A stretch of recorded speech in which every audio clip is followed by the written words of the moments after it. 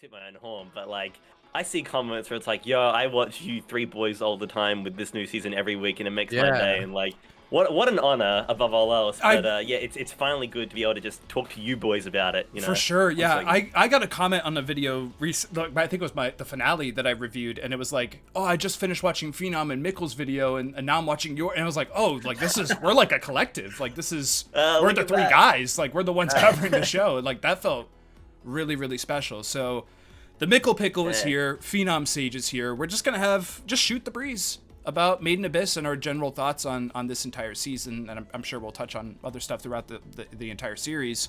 I guess I'll just start since Mickell here is the guest. You've never been on my channel before.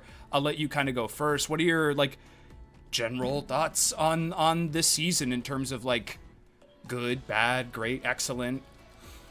You know, I think Main Abyss is pretty mid for most. No, I'm kidding, boys. I loved this new season, honestly. Like the source material was one thing.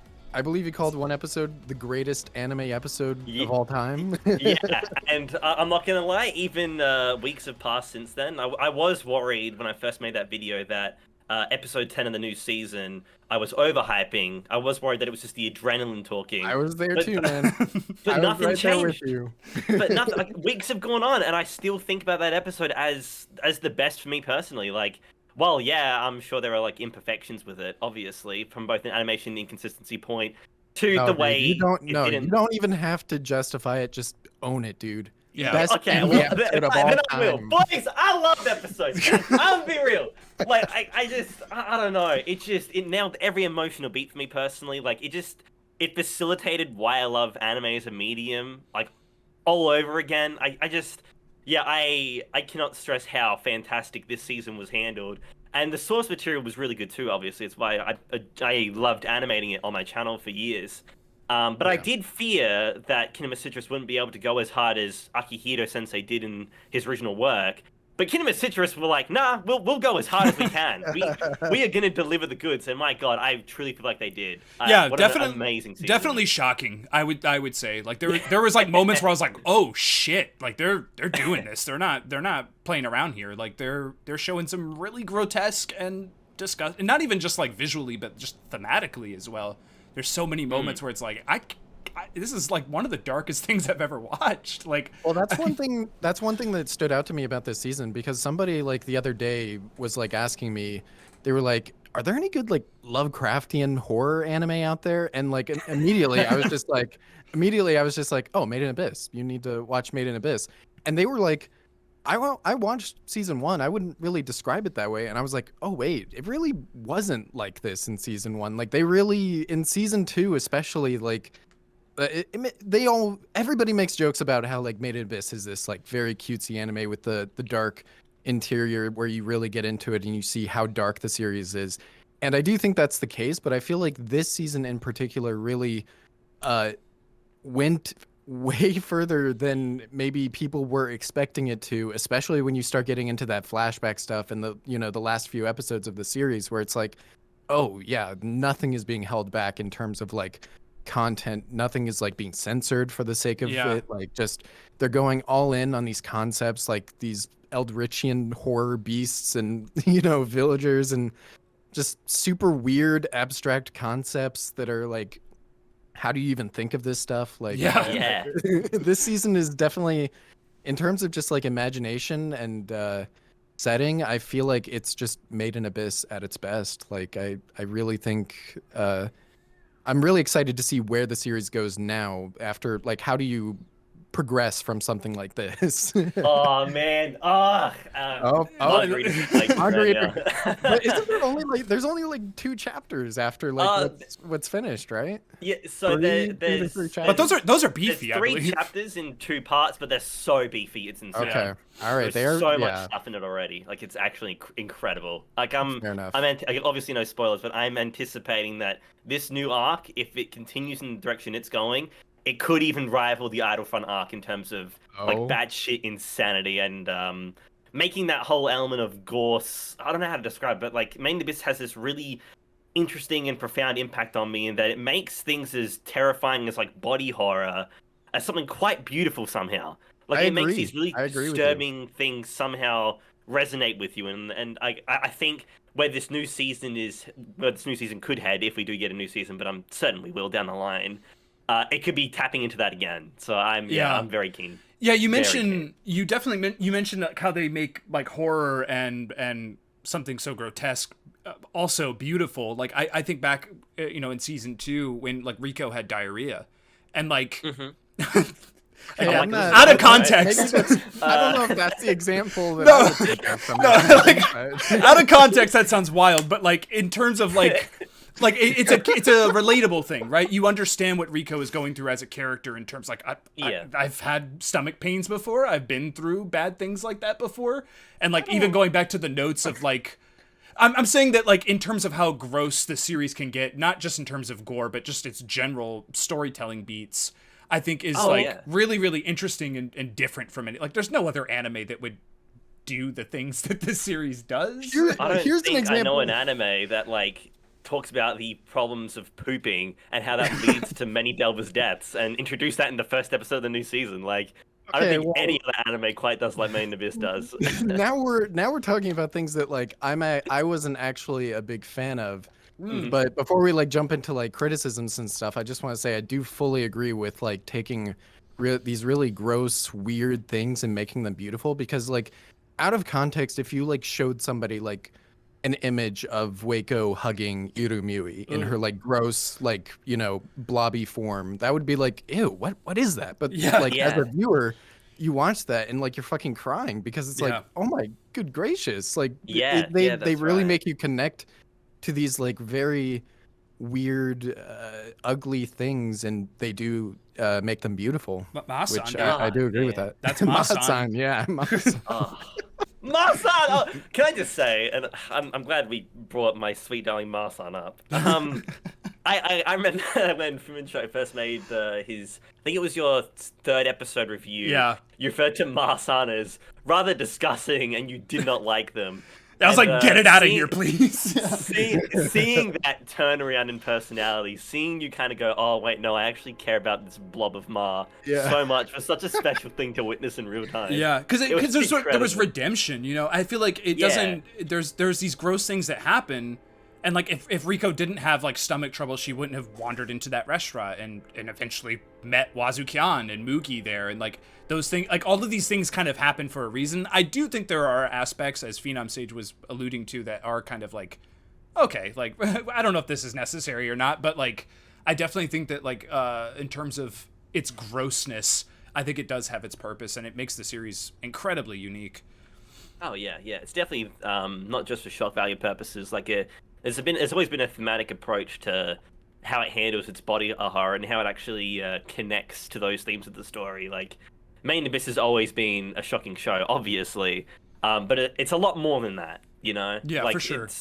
The reason why it's so special and resonates with so many of us people is the shocking elements are confronting, and it does make it quite a enjoyable experience. I think it's really down to the way in which Akihito presents his characters above all else, and how they deal with a setting that's just far beyond anything we can imagine. Like, I know the Lovecraftian horror has pre-existed a long time, but I think I just don't think you get it as good as it is in this series. Yeah, that's right. Certainly in anime, especially, like it's very uncommon to have a series that deals with these things.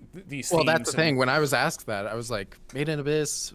Like there was nothing I could think of. Well, someone recommended, like, they asked, like, after finishing the season, what sort of shows can you recommend? You know what one of my recommendations was? What? JoJo's. Like, JoJo? because there's so little that I can actually compare to Made in Abyss that I really love. Like, there's anything that comes to mind is like Madoka Magica, but even then, that doesn't at all hit the same kind of beats Made in Abyss does. Like, it's such a unique show that it's hard to compare to things. So. Yeah, I think it hits those in quality. You have to like look at different aspects of Made in Abyss and be like, okay, if you like the fantasy like world building aspect, maybe watch Mushoku Tensei or something. Like, that's true. But like something that encompasses all of these things, like I really don't think there is another series like Made in Abyss. It's impossible to find it. Yeah, absolutely. Made in Abyss is truly a relic, dude. Yeah, it definitely is. A little reference there. Yeah. Nice reference. So thank you. Very subtle. I definitely want to get a little more like specific. Well, hold on. I actually did have a question. Oh, okay. Back to what we were talking about. I wanted to ask Mickell actually. Okay. You're like the diehard fan here. Like like this is like your goal. This is everything. Yeah, I dabble. Yeah, you know.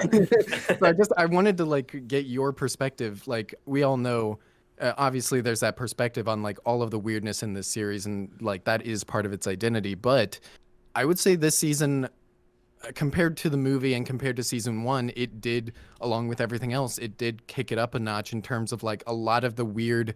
Yeah, I'm not even gonna sugarcoat it. It's like very fetishistic stuff. Like Akihito is a weirdo underneath that like masterful mind that writes this story. Mm-hmm. So I wanted to ask you, is there any point in the season where like you did like watch it and you were like, that didn't need to be there. Like that wasn't something that needed to exist, as far as like him inserting like the weirdness into the story?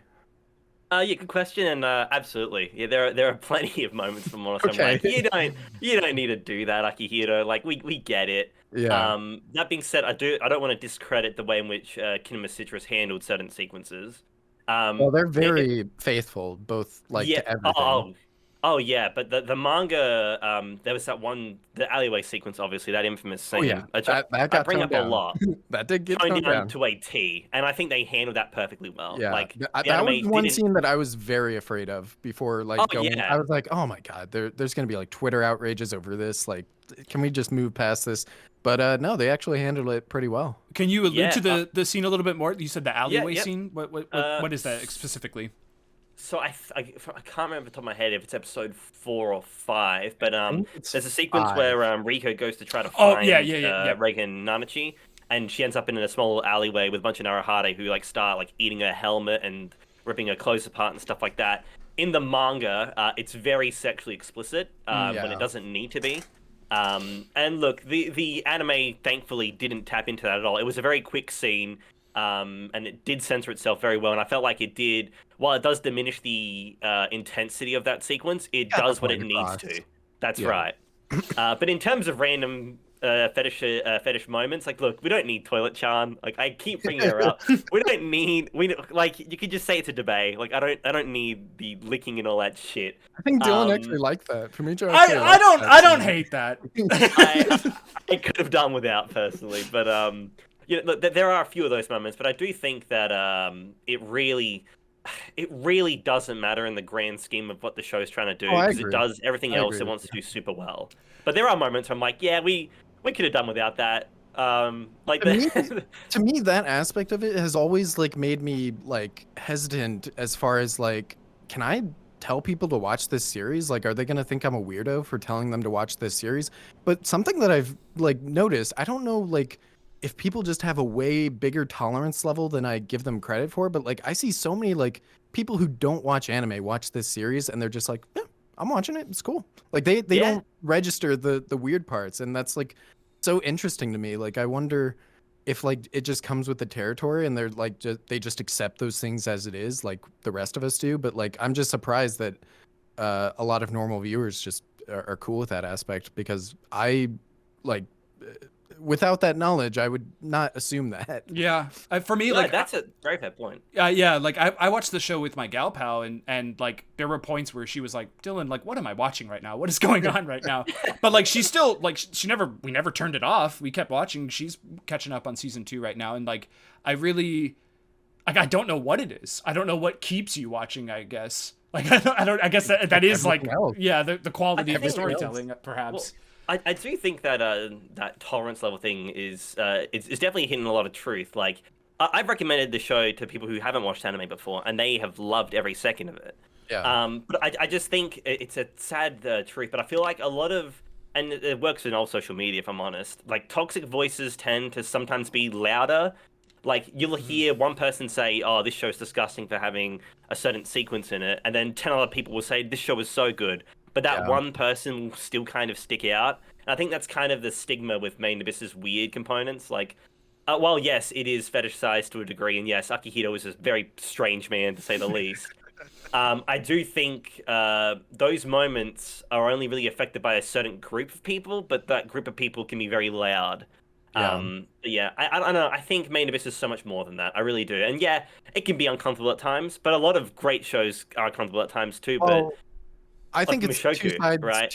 Yeah, exactly. Well, that's the thing. Like, I think there's two sides of the same coin here, where like there is a lot of weird stuff that like, you have to have a tolerance level for. But at the same time, I feel like there are like certain things where I'm like, you didn't need to go that far with it. But like at the same time, there's a lot of things where it's like Made in Abyss wouldn't be Made in Abyss without a lot of those like weirder aspects without to it. Toilet John, dude. Like you have to have it. It's kind of unironically, I kind of agree with you. Like I kind of agree with that. That like you want to go in the episode. Like you want that. That's what makes it special, is being able to go what like. You know what? I'm glad you said that, because now I don't feel as bad for animating that in my animated chapter. Oh, I have to watch that. I'm gonna have to watch that now. Yeah, I definitely need to see that.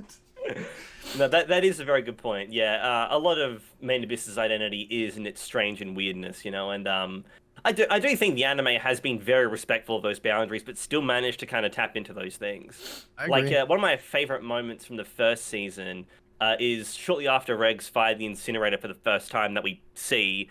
He reawakens and Rico's with him on the first layer, and she hasn't got her clothes on and stuff because she'd vomited after suffering from the curse, which grounded in realism I respect, but also like there's kind of that thematic element of they're in the abyss, they're free spirits now, like there aren't any rules down here, and I think while the fetishization of it in the manga does play into fetishes, I do think the anime tends to avoid the idea of fetishizing and actually utilize those moments for something special. Yeah, that's a really good point. That's a good example, because like in another series, like the Abyss, you vomit on the first layer if you get like you get sick, but like in another series, Rika would be dragged up. She might vomit, but it's not like she would like vomit on her clothes where she needs to like take them off. You need to wash them and dry them. Like the Abyss is very meticulous in a lot of those details, where it's like it does get into the more uncomfortable details of like, you vomited on your clothes, you have to go wash those now.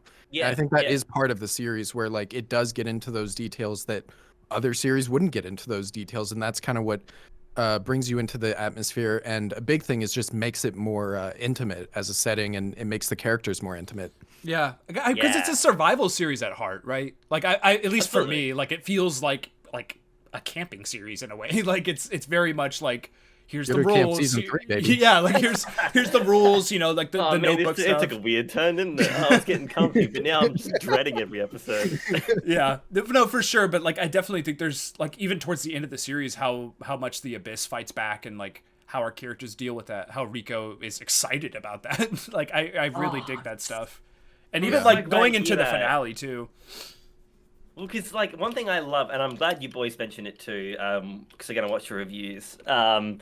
The whole aspect of Wazukin's character, right? Because I kind of want to jump into that. Oh boy, go for it. The idea of like this season in particular, not having an antagonist of any kind, but the true threat has always been the Abyss, right? Same with the Dawn of the Deep Soul movie. While Bondrewd, yes, is a malicious character with not the greatest of intentions, he's also a victim, right? Like the whole use of the Zoalic, body swapping, like it made the man go insane, in his pursuit to see the bottom of the abyss is kind of a combination of a bunch of things, right? And Wazukin, I think, is very similar in that he's a man who wants to get stuff done, wants to get to the bottom. He's just put his foot through the door. Like the Golden City still awaits him. He's very much said in the past that he hasn't quite made it there yet, and he wants to down the line. But the true force, the true thing that's stopping him and the dreams of our main characters too, is the Abyss itself. It is like, I don't know how to describe it, but Akihito is so brilliant at writing antagonists who aren't actually antagonists, and the true threat has always been the Abyss itself. Like even since season 1, it feels like that thing's been relentless. And well, there was a point, I don't know, man. There was a point like because I hadn't read that part with the flashback and everything, so I didn't even really know who Wazukian was. And there was a point through the season where I was like, oh, this guy is like, they're kind of setting him up like Bondrewd. Like he is that kind of like morally ambiguous antagonist who is like not really a bad guy, but like he's doing kind of like underhanded things in his ambition and in pursuit of his ambition. And I really like, I was not expecting that from this season, to be honest. Like, I thought Faputo would be the only focus of this season as far as like what an antagonist could be. And like, I was so surprised with Wazukian's character. Like, he was just one of my favorites for sure. Yes! Oh, he's so good, man. Wazoo rules. He's such a good character. He's Well, that's a question I had. Well, here, continue, and then we can get into that. I was going to say, he's definitely like the most complex character in the entirety of Made in Abyss, just because of how ambiguous he is. But I love every time he's on screen. I feel like he just steals the show for me personally. Yeah, I still don't. I wanted more of him. I don't fully get him yet. You know, like I feel like I didn't get a chance to like fully understand that character. Like I don't think you're supposed to though. Yeah, exactly. I don't think so either. I don't think his intentions were ever made clear, and I love that. I feel like I did get a good picture of him. I just wanted like more of him. Like I wanted more screen time with him, especially by the end, which actually was one of my complaints, was that once you pass that flashback and once you get into those final sequences, Wazoo doesn't really have a lot to do until like the final episode when he's like running away with Vueko. So it would have been cool, in my opinion, if he had more to do as far as like something to do in that final sequence before he ends up dying. Spoilers, by the way. Did you give a spoiler warning? I think it's pretty. Okay. I should hope. I'll put it on the screen when I edit it or whatever. All right. Yeah, he dies.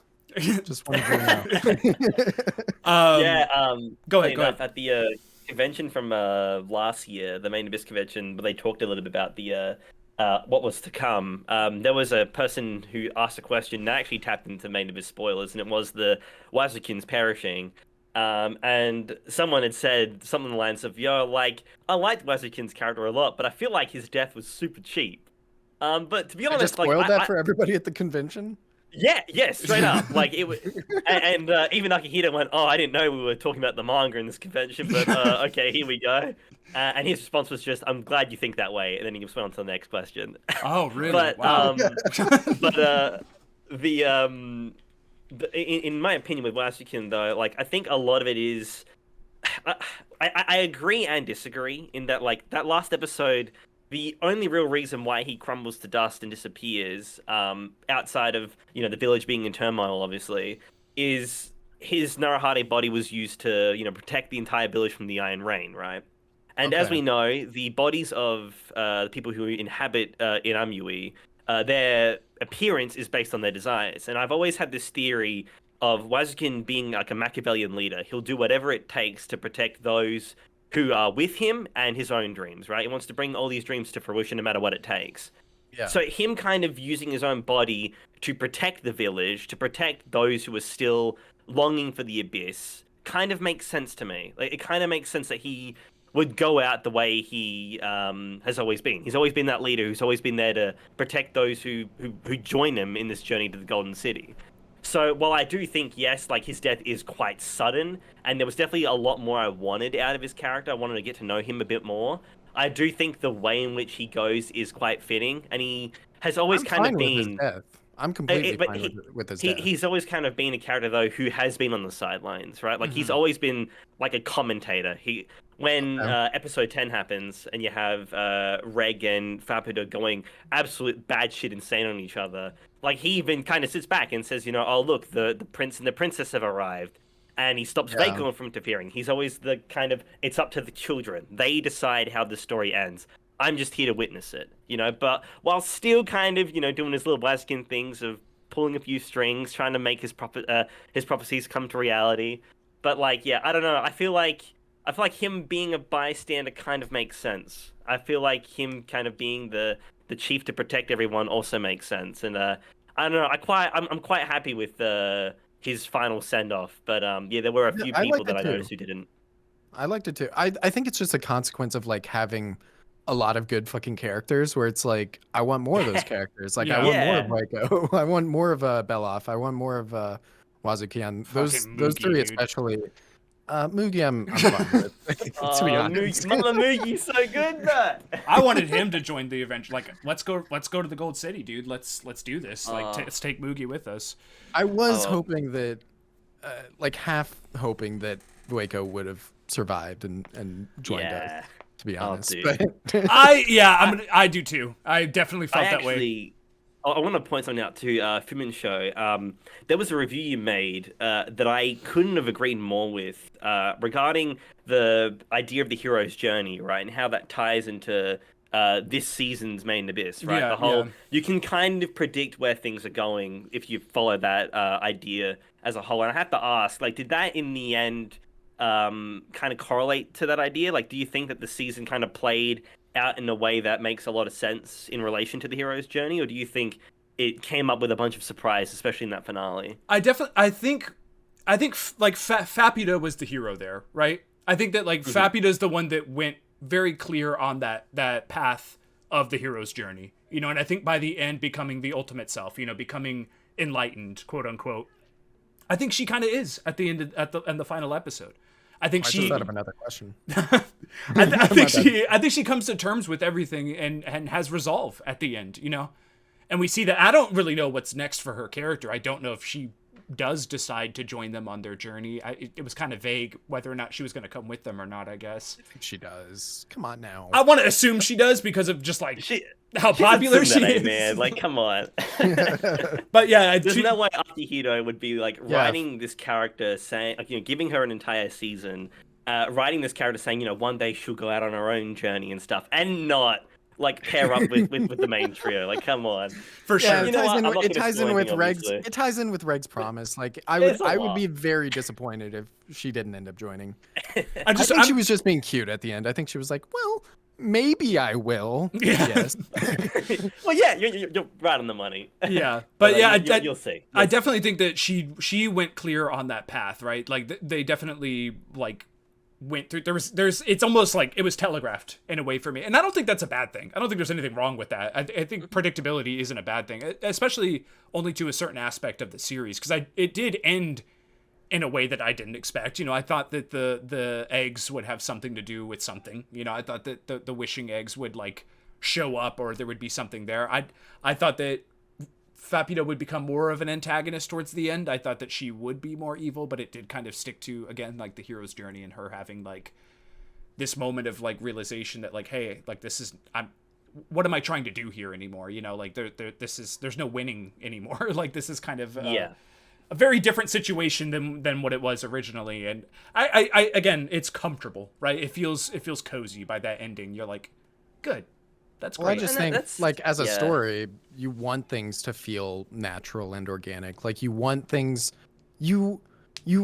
twists are good, like, twists and subversions are good, but, like, there's also something to be said about, like, having a story where you want something to happen and it happens. Like, that's how a lot of stories should work, is that, like, this is the natural conclusion for the story. This is where it should end, and it does. There's no pointless twist or turn or something that takes away from that aspect. For sure. And that was definitely my, like, I criticized the final episode a little bit, and I definitely have, like, my thoughts have changed a little bit, you know, since I reviewed it. I think, like, in the grand scheme of things, I do agree that, like, this feels like this is the natural ending. You know, this is, like, yeah, this feels right. You know, like, I don't feel cheated, or I don't feel like, oh, well, they should have done this and that. It didn't go in the exact direction I predicted, and that's perfectly fine. It's actually probably a good thing. But in terms of just like the general idea of like where the story goes, I think it ended about where it should have, you know? Yeah. Yeah. I definitely agree with that. I think what I love about Main Abyss, again, it's tapping into that whole, the horrific element of it being something that's really beautiful about it. Like, we just saw like a mass genocide of a bunch of innocent Narahade, yet by the end of it, like, there's something so beautiful about the way in which Faputa says goodbye to those memories and decides to move forward. Despite literal seconds ago we seeing her brutalize these things, like, you can't help but want to root for her. Like, there's something so incredible I find about the show, in that it can make these super depressing and dark elements something so memorable and wonderful. And I think this season really tapped into that. Definitely not the ending that anyone, even Manga readers, expected. I was more so on the, okay, I'm pretty sure it's going to be one of these redemption stories. Like, Fapta's going to go, you know what? No, killing people is wrong, and I shouldn't do that anymore. But nope. Naturally, but Akihito was like, no, she's angry. Like, let her go off, King. And yeah, like I think it just really works. Like it all feels earned. It all feels grounded in the rules of Main Abyss, and it just above all else, like it ties into the rules that Akihito sets for his characters, which I respect so much. Yeah, it definitely it's just very it's ambiguous too. Like Fapida as a character is like, is she good or bad? Is Riko good or bad? You know, that's kind of like a theme. I mean, yeah, she is. Riko's great, but like in terms of just the whole entire story, like is Wazukian a bad guy? Like, not really. Like technically he saved his people. Like, and that's exactly right. And that's like, kind of the whole show. You know, that's at least this arc especially is like there's no good or bad. And I love how the Abyss fights back too in like the final moments of the episode with these giant like draft creatures. Really cool. Like it's like, no, the Abyss is still gonna fuck you up, dude. Like Fapida is very strong, but like the Abyss can kill her, you know. And I think that really, I mean, not only is that just a good, you know, story tool there to say like, hey, like this world's still strong and there's still other things that we don't know about, but like having that Abyss there, you know, in the beginning of the conversation we were talking about like the survival aspect of the series and things like that. And it's like, that's still here, you know, that's still here this far into the series, this far into this arc, that like, hey, like the Abyss, these monsters are fucking dangerous. Like, regardless of your power levels, regardless if you have Kamehamehas or whatever, like you're still going to struggle there. Yeah. Yeah, and I'm actually glad you mentioned the Curse of the Abyss as a whole, because I know one of the biggest criticisms people have of this arc in its entirety is that the Abyss felt like it was just a second nature to everything else. And that by that I mean, like, it didn't feel like a threat because they go into this village and the curse doesn't exist suddenly, and people were like, well, that's a cop out, you know, like it doesn't feel organic or earned. But little do they know, when the story unfolds, there is such a big reason for it. And then by the end of the show, by the end of the season, you realize, no, the Abyss is still there and it's still waiting to prey on people. It's just not present throughout the whole show. And I think because this. Oh, sorry. No. Go ahead. I can just follow up. I just think.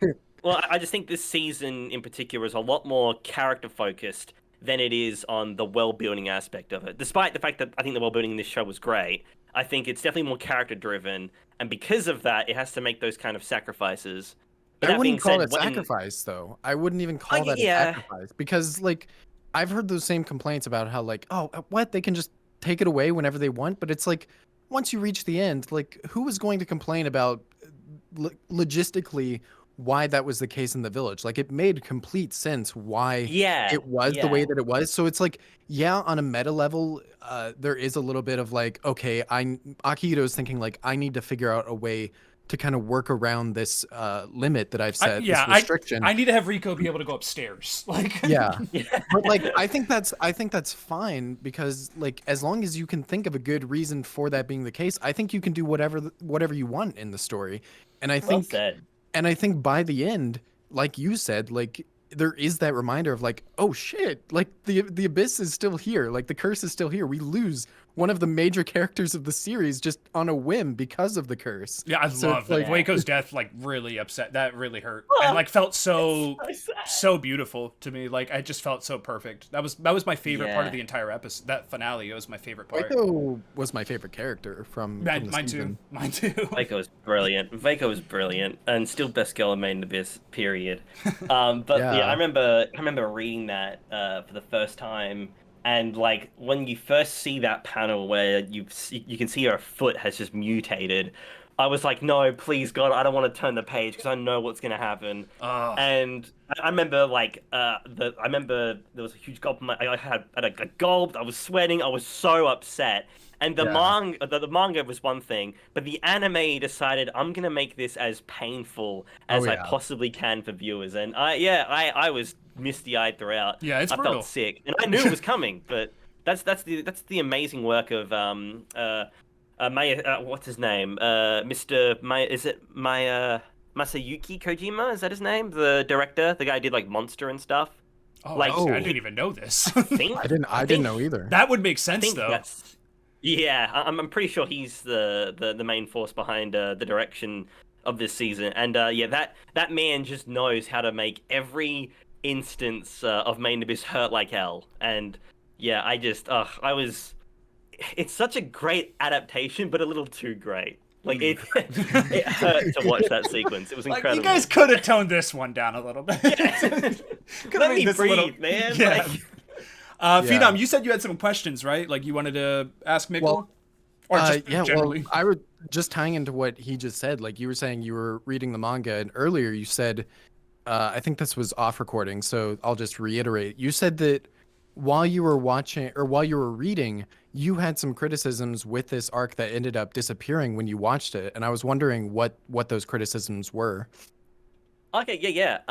That's a good question. I think, oh god, first and foremost, I definitely feel like the flow of the manga felt weird, right? So okay. when you're reading manga, you can usually read at your own rate, which I think is really that's what makes it special, right? You can pace things in your head a certain way.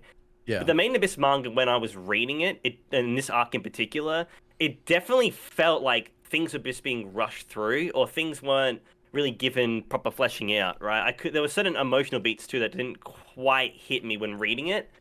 An example being there's that beautiful sequence in the manga where like Veiko and Idem Yui are like they've shared a bunch of time together, and there's this moment where they're embracing, and Veiko's talking about how her body was damaged because of the sexual assault she received as a child, and Idem Yui can kind of relate to her because she was an outcast from her village and whatnot. Yeah. Because she couldn't produce children.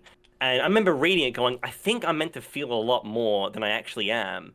But then when the anime did it, there's so much that works about it that just, I don't know, it pulled those heartstrings the right way. And I do think like the manga itself, in particular, it's chapter 57, I think, which is going to be episode 11 of the anime. That's like Fapta's big episode where like, she turns a candle and changes her outlook to it's not about what's happening now, but what will happen in the future when I finish this goal. Yeah. The manga, despite being my most popular episode on my channel, I don't think it quite hit those emotional beats like super well. I think when I read it, I was like, oh, this is just it's a fun gore fest, and it's got some cool ideas in it, but I don't know, something about it just didn't irk me the right way. But then the anime does it, and I'm suddenly feeling all these things. Like I don't know, the manga I feel like sometimes does fail to convey certain emotions, and I'm not saying it's because it's in the manga format. I just think I don't know, in source material like manga, you have a bit more flexibility, right? You can kind of let certain scenes breathe a bit. You can add extra dialogue and do things to flesh things out. But the manga doesn't do that often. Like copy and paste to the anime, they're both. The manga acts like a storyboard, but the anime just goes above and beyond what the manga could because of the medium that it's set in. It's just good direction, right? I mean, yeah. Well, you're talking to somebody who like strictly thinks that anime as a medium is like far superior to manga. Yeah, Phenom hates manga, by the way. Interesting. Right? I would not say hate, but that was a I joke. definitely I just think like in terms of anime, when you have a good anime, like you have a good adaptation, you have people behind it who know what they're doing, like you just get so much more. You get everything. I won't say everything because there are strengths to manga that is why that medium has persisted for so long. But to me personally, I feel like the strengths of anime just appeal to me so much more. I love hearing these characters. I love hearing the music. I love hearing the sounds. I like engrossing myself in this environment. I love a great director, pacing the scene for me, pacing it how it should be, because people love that about manga, how you can like pace out yourself the way that you want. I don't like that. I don't want to pace it out myself because unless you're like rereading, you don't really know how a scene is supposed to be paced until after you've read it. Whereas with an anime, you watch it and a director has been planning this for months, how this scene should be paced out. Like he knows, assuming he's good, he knows what scenes to let drag, how to like punctuate those really emotional moments, et cetera, et cetera. Like anime as a medium, I think that's where its strengths really are, is that cinematic aspect of bringing those moments to life. And I fully agree with you that like I think a lot of those moments by the end of the season wouldn't hit as hard in the manga, even with Akihiro's godly artwork, like seeing like just this absurdly detailed cover spread. Maybe that would be awesome. Maybe that would be a really memorable page. but like as far as an actual like sequence of events as a scene, I just feel like the anime would leave a bigger impression on me when you combine all of those aspects that a manga simply can't deliver on. Yeah, and it's a really, really good point. In particular, how you mentioned that when a director is involved, there's a lot of planning, and you can see the time and effort they put into their direction. And in particular, when you do read the manga, yes, you go at your own pace and you kind of break it down for yourself. And why I think that's interesting is because whilst watching the anime, I was actively comparing my interpretations of the show through my manga animations and the music I chose and the way I paced certain things. And the You have sounds that I personal used. experience with this, yeah. That's right, and I agree, I can actually 100% agree that that direction, that sound design, that music, that animation, all of these things that it's all culmination. Little Maiden Abyss reference. All of these things are connected, and they do make certain sequences so much better. Like when I was animating Chapter 57, right? For me, it was supposed to be an emotional episode, right? 57 being the Fapta versus like the entire village and has her like change of heart sequence. Yeah. In the manga, I thought, okay, this is supposed to be like a sentimental, a beautiful moment, but also shocking at the start. Whilst the anime was very much like, we're not going to have music for a lot of the episode. We're just going to let the scene play out and do its own thing. And then there's the very final moment of the village. When the village is collapsing, you've got this incredible Kevin Penkin score that's incredibly hype. Yeah. Like that whole sequence of Reg destroying the bridge and Fapta roaring, and then the village explodes. There's this really cool, really cool soundtrack that plays alongside it, and I'm thinking, yo, this is actually really exciting. In my manga, I had a slow song play with lyrics, like a lullaby. That whole sequence. So like it was like this big, like reflective, emotional moment of watching this city get destroyed. I guess, I totally get how you would see it that way in manga form. I would probably read it that way. Like, because I would be staring at the page for so long. I'd be going back and forth, like, wow, dude, look at this. Where in the anime, it's like, no, we gotta move, dude. This is dangerous. We gotta get our characters out of here. Like, crank up the music, like, and that's a definite. I don't know. I wonder, like, in terms of direction, like, how do you decide how to treat those kinds of scenes? Yeah. Well, I remember I visited SmashCon earlier this year to meet Kevin Penkin. Oh, nice. And there was he did a small little panel where he was talking about the very first episode of Maid in Abyss and how, like, when they first overlook the abyss in Orth, there's that the Karadina starts playing. It's an incredibly beautiful moment that like resonate with a lot of people. And he even said when that scene first happened, the song he decided on was a song called "Swings and Roundabouts," which is a great song for Maid in Abyss. I know that track too. Very different impact though compared to Karadina. Like Kevin thought, Swings and Roundabouts is the way to go, but he was happily proven wrong by the directors when they said, no, let's use this song instead.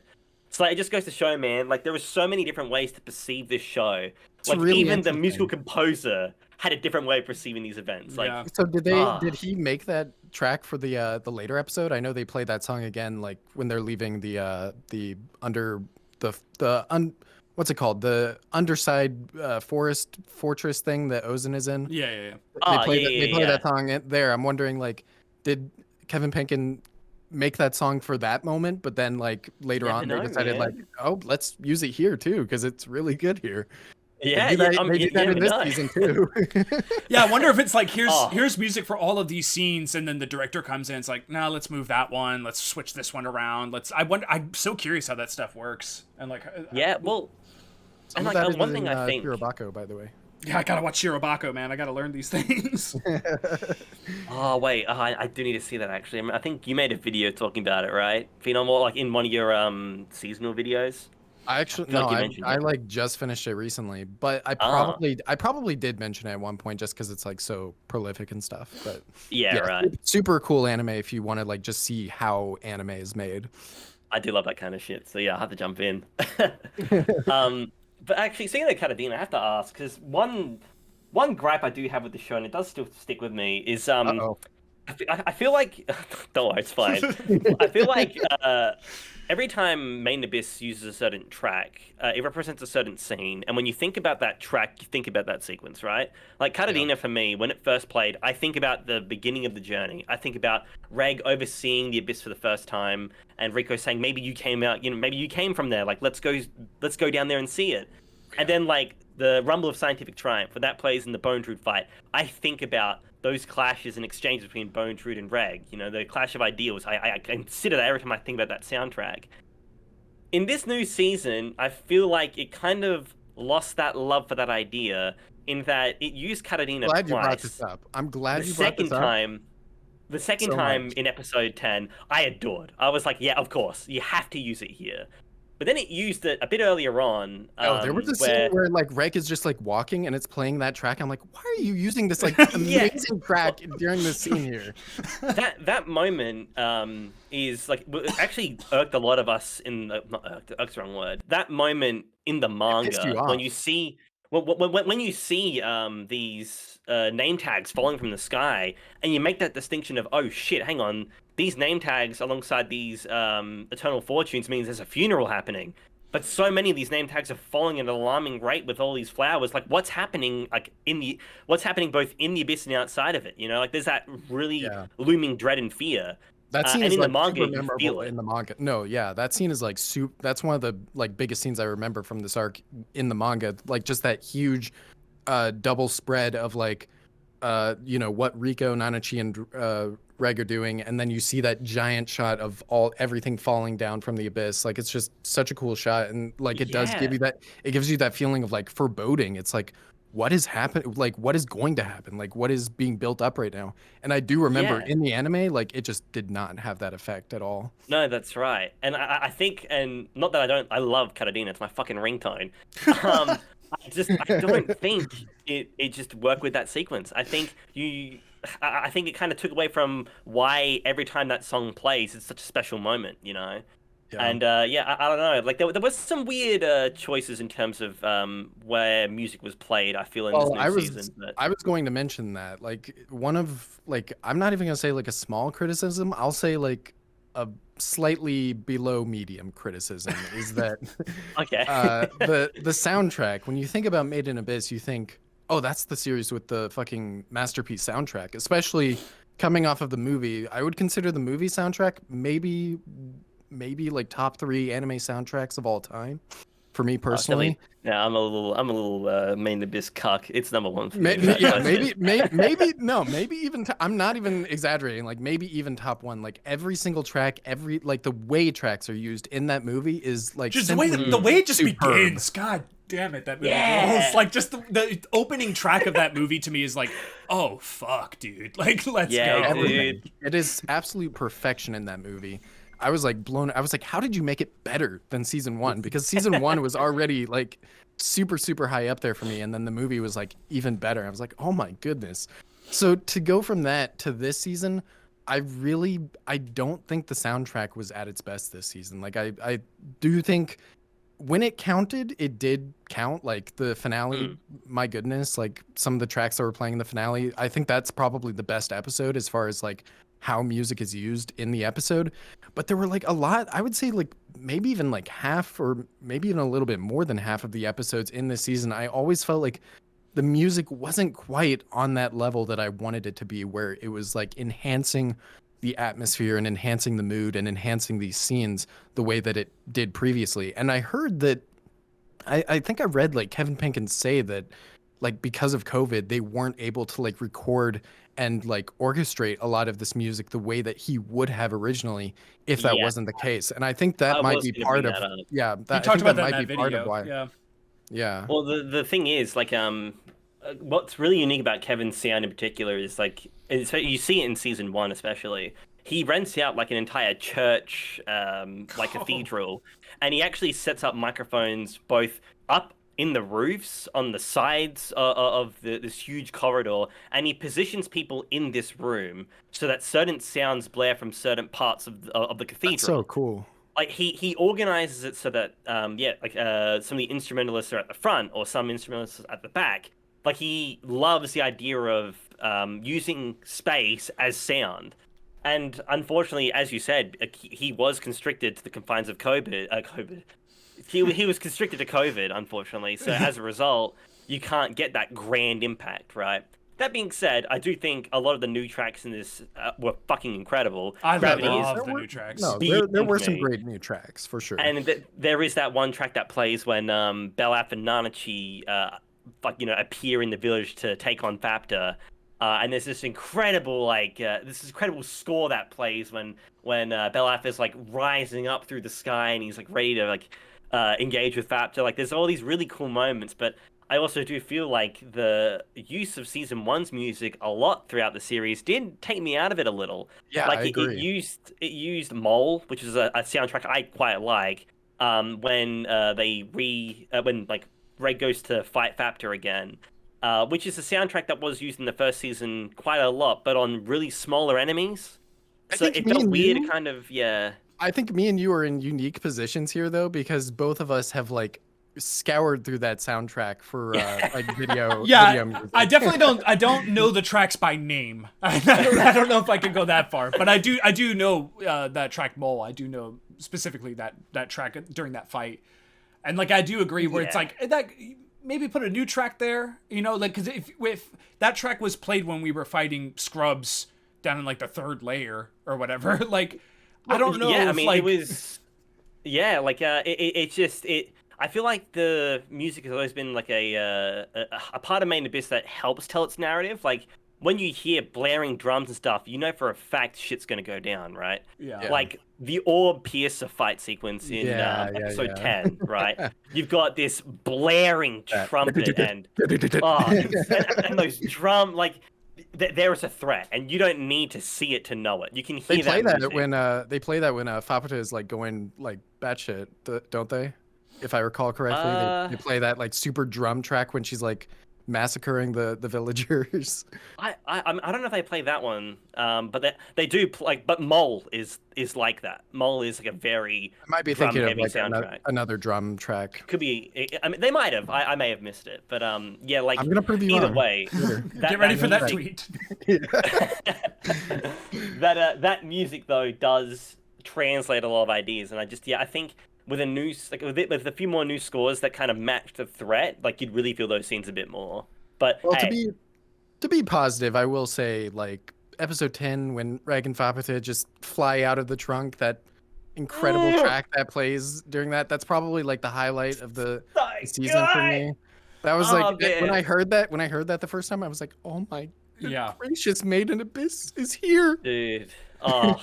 For me, I found it more experimental this season too. I definitely found like a lot of the tracks a little more out there, I guess. There's some Star Wars tracks in there. He brought some visions. Yeah, there was definitely just like different vibe. There was definitely like tracks that had different vibes.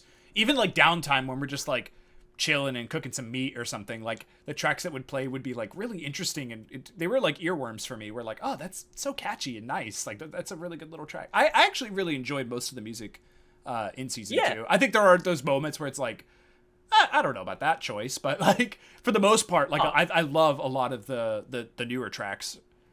Oh yeah, overall, I think it did a great job without question. I just do think that it would have been nice, but obviously COVID is one thing, you can't really fight against that.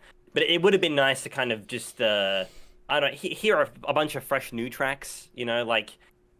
Because Kevin just has such a fucking way with beeps and boops, man. And I don't know. I feel like he wasn't able to fully let loose because of the restrictions that were in place, and it's just a bit of a shame. I would have loved to hear more. Well, that's the thing. In season 1, there were very few moments where I was like, oh, you used that track already. Like, other than obviously like, oh, you play Caradina again. That's like, you remember that from episode 1. That's permanently etched into your brain. But like, as far as like just regular soundtracks that are used in the series, it's been like a little bit. It's been like a year or two since I've watched season 1, but like I really don't remember feeling any time during that season like tracks were being reused or that tracks were like misplaced like I did in this season. And I think that's probably my biggest disappointment, was because I was going into season 2, I was like, oh, let's get into the soundtrack of the year. Like it's not even a contest. In comparison to everything else that's coming out, but like now I'm not even sure I would say that at this point. Like I was underwhelmed by the soundtrack as a whole, even though some episodes definitely like really came through on the soundtrack. Definitely a good soundtrack. It's just like It's definitely better than most, to be honest. It's definitely better than a lot. I'm just saying, like, when you're coming off of like two of the greatest soundtracks of all time, it's a little bit disappointing. In my opinion. I can see that. My honest opinion. To each of their own. Yeah. In my honest opinion. I was gonna ask you a question, but well, this doesn't really tie into anything, so I can save it for later. But no, it's fine. Yeah, we're just shooting the breeze, man. Go for it. Yeah, okay. Well, then I had a question. Like, this is an actual like narrative level question. Like, what is going on? I think me and Fumincho were both talking about this, and like we were both like, yeah, I have no idea what was going on there. And maybe this is something that gets revealed later down the line, or like maybe you don't even know, and it's like, that is a mystery for later. But I am wondering, what is that like electronic glyph thing that appears in Paprika's eye? Answer us. I need to know. What was that? I remember I didn't even like really mention it in my review because I was so confused. I'm like, did I miss something? Like I was like, what is going on here? Is she Reg's sister? Like I'm like, what is this? Oh boys. All right. Well, I'm happy to say I do have an answer for you. Oh, let's go. That answer is I have no fucking idea. Okay. Yeah. So there hasn't been confirmation on what that's supposed to mean. There's been a lot of theories in that it's just like a symbolic thing of, she's obtaining more and more value as she's inside the village and the Naruhide giving herself up to her. But there's no confirmation exactly on what that's supposed to mean. The manga kind of insinuated that that's what it was alluding to. The idea of, she's transforming in real time because she's absorbing the villages and stuff.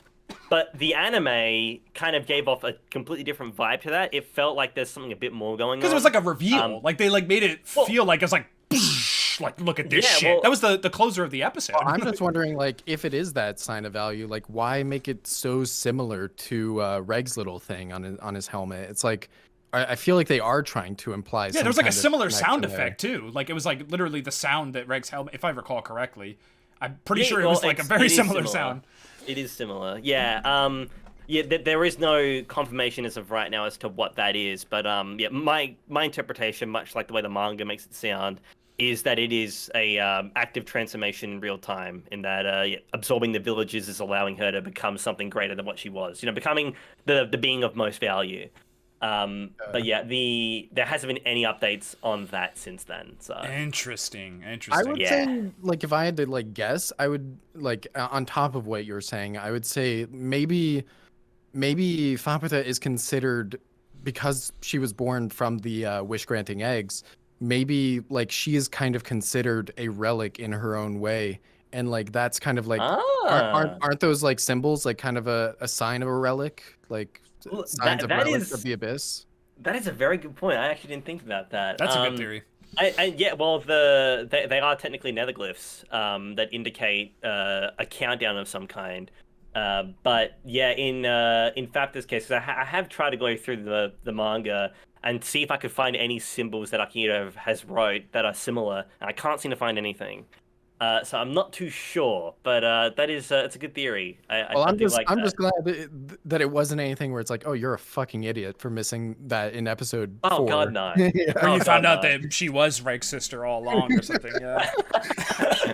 I think that I think when they get into like who Reg really is and where he's really come from, I think maybe that might have something to do with it. And if we truly understand Reg, and then maybe there is like a connection there that we don't get yet, I guess. That would be my theory, is that like Reg is sort of the key to us I feel like the entire series, to be honest with you, but like I definitely think, and I have to believe that it has something more to do with Reg, but I really don't know.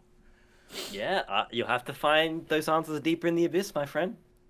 Season 3, baby. So good, so good. I love Main in Abyss, by the way. This show's pretty good, eh? Yeah, it's a pretty good show. I like it. Bad. I had a question for you, Mickell, as like this from the perspective of a source reader. I was wondering, it's split into two questions because I don't want to make it just negative. So I wanted to ask you, what was the best change that the anime made, and what was the worst change that the anime made? Oh wow. Okay. This can be any change at all, even like cuts, anything. Just get your notes that out. wasn't the same. Get your notes out, Mickell. Okay, so the best change I think has got to be the idea of parallel editing. I think the fact that the anime was able to tell the story of the Ganja Corps alongside the story of the main trio is brilliant. Yes. The manga does the Ganja Corps story justice, obviously, in that the actual story itself is brilliant, but it doesn't deliver it the same way. Like, the anime was able to tell the story as it happens in real time with our main characters and keep you in the loop, right? That's kind of what I meant as far as like elevating it in terms of like cinematic qualities. Like just beginning the season with that just completely recontextualizes what you see when you reach that village. And that's such a big thing because, like, what's great about doing that is it allows a lot of theory crafting to happen before the anime is concluded. Like, my friend Riff Trucks, who's another, well, he's not really a YouTuber. He's actually just a dude. Don't know why I try to. It doesn't matter. Anyway, my friend Riff Trucks, he does love this show a lot, and he doesn't read the manga, and he was able to watch that first episode and immediately start theory crafting. The idea of Irem Yui being the village, and I give you props, Phenom, because I know you only read a little bit, didn't read a lot, and you were able to guess that beforehand. The only reason you're able to do that, though, is because you're introduced to these characters so early on. Exactly. The manga doesn't do that. The manga gives you the Ganja Corp story as an exposition dump. It does it in the right way, but it does it as back-to-back chapters midway through the season. So there's no, like, there's no room for, like, what no opportunity to speculate.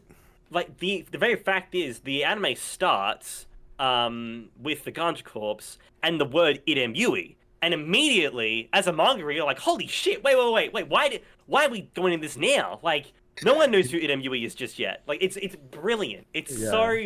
I loved how they did that. I just love it. Tonally, I really enjoyed how it opened. Because I have heard that, like, that's not how the manga goes. Like, you don't see this shit till later. And I thought that was just an excellent decision to have that beginning when they first arrive at the island and everything. Like, just tonally, you're like, oh, this is Made in Abyss, but like something's different here. What's going on? Like, what are they? It just, like, again, like, adds to theory crafting, adds to the curiosity, and also, keeps manga readers like yourself, like, on your toes. Like, whoa, well, if this is something, then what the hell are they gonna do later? Like, are they gonna, like, it just changes sort of your aspect. Now I'm more excited for these episodes in terms of its direction and in terms of, like, how the story is exactly being delivered. Yeah. Yeah, and I'm glad to hear that, because I feel like a lot of anime onlys actually just thought this was how the series played out in the manga. But yeah, the moment that first episode dropped, I was like, hang on, there's a lot, there's a lot here that's different, and it's such a brilliant change. And while I won't spoil anything, what I will say is I think Akihito has actually embraced that change. Because in his newest arc, you can feel those elements of, okay, I think he's been working with Masayuki Kojima on these projects. Like, it feels like he's learned a lot. So that's all I'll say about it. I don't want to spoil anything. What an interesting prospect to be inspired by your own anime. That's so interesting. I never even thought of such. Didn't that happen with Naruto? Yeah, like that happened with Naruto. Yeah, but I guess I never really. Naruto? That's kind of wild to think about. But yeah, that's like, why would you not do that? That's so interesting to me. It's weird. Like, Main Abyss feels even more like Main Abyss because it's gotten these changes out of nowhere. Like, it just feels so right. Like, man, I think in terms of the thing I dislike the most. Oh God. Here we go. Let's see. Because honestly, like, even though every single one of my reviews sounds like I'm just gushing over the series by scene, like, I do try to be objective. I just love this show so much that it becomes so subjective. But I think, oh goodness, I had it in my head, but now I've lost it. Give me a minute, boys. I have to no worries. cut this a little. What is your least favorite part about the entire series, PhenomSage? Oh, my least favorite part about the entire... that's kind of a vague question, but just in terms of, like, what it's like the thing that kind of irks you the most, I guess, in terms of, like, general storytelling or the direction. You mentioned the musical choices were kind of, you weren't digging. This season or the entire series? Oh, this season, I guess, but yeah. Okay. I think it really would come down to that pacing and the flashback. I really think if that whole section was given even like it's really hard to picture in my head what you would do with this, but like I really think even just like a slightly longer episode, but I know you can't do that. So maybe like I don't know. I don't know how you would do it, but I really think that flashback sequence, I want more of that. Like I want to see they went by so quickly when they get down to that 6th layer, and then like you spend like 5 minutes down here and then instantly everything starts going wrong. Like everything is going to shit. And it's like I feel like that alone already would have had more effect if you let that breathe a bit more and maybe spent half the episode or even like 3/4 of the episode with things, you know, going relatively smoothly, like you're trying to survive in this area, and then you start getting into stuff going wrong. But just in general, even disregarding how that episode was structured, just as an overall story arc, I really think that as far as like Irumyuui, Wazukian, Beloff especially, my God, Beloff, I feel like kind of he got undercut a bit because of the screen time that he got.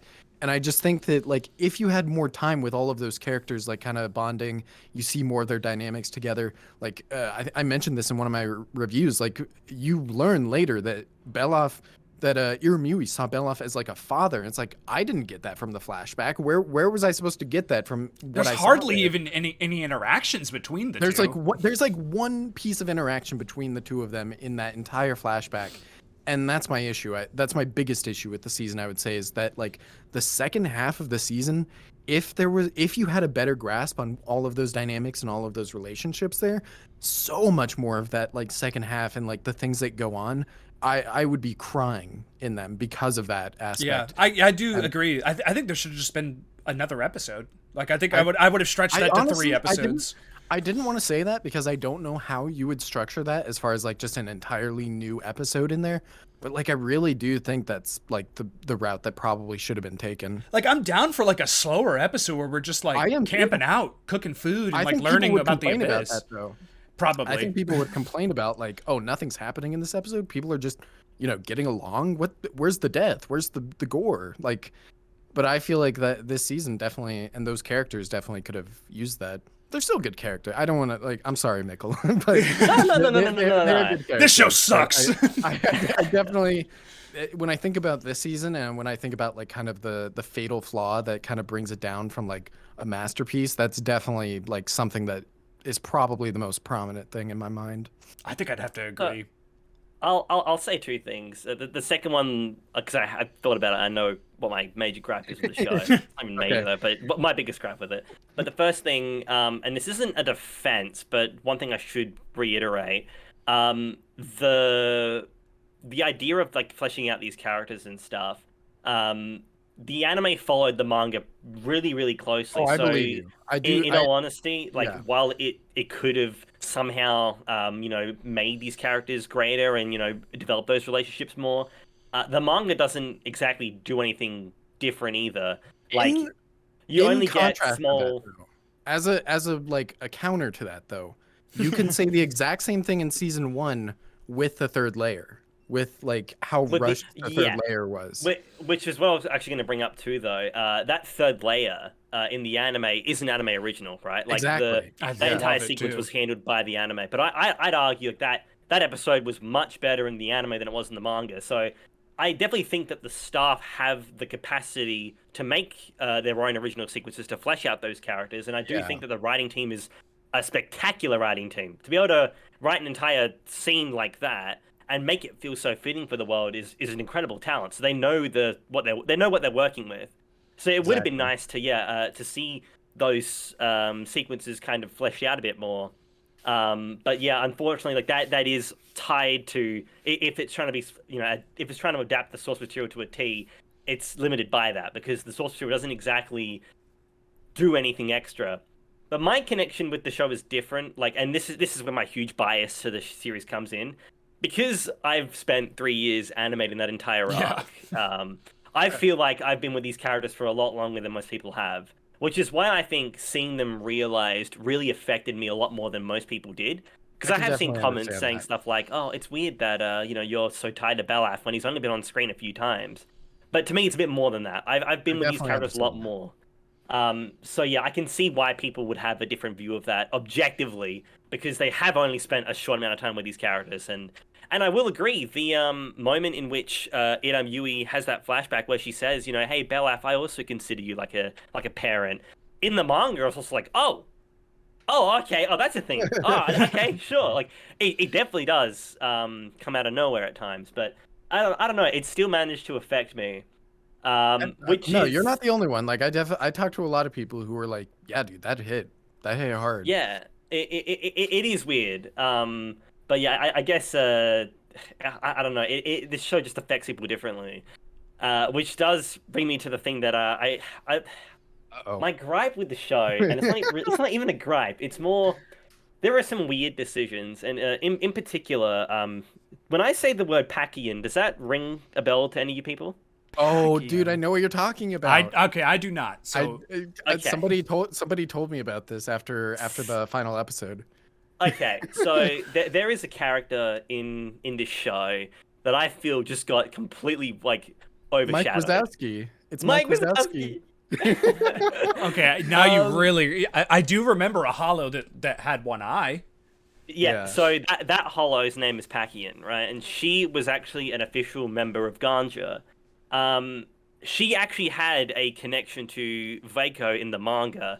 There was one panel, which everyone will bring up, and I'll bring it up anyway, where you see Vaiko and Packian having sex. Just because they find, just because they find comfort in each other, and it's supposed to be a comedic panel because like Yui happens to see them and go, oh, that's weird. Like, why are you doing that? But like, it's supposed to be like a funny moment.